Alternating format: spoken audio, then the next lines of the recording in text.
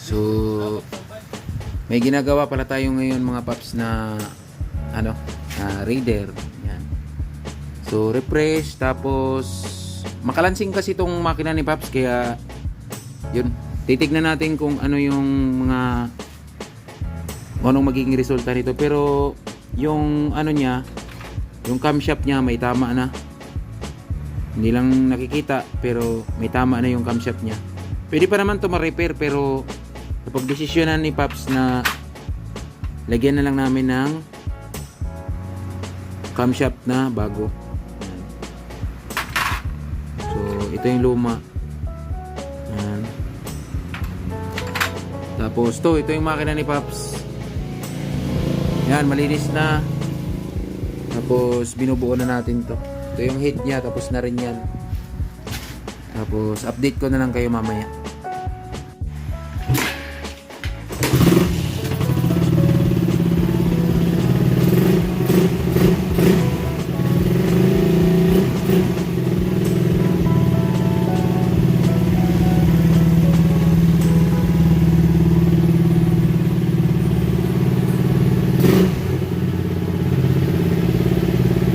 So, yun yung tunog ng motor ni Paps ngayon. Pero kanina, sayang lang din natin na video kasi sobrang ingay talaga nito. Pero ngayon, may konting ingay naman.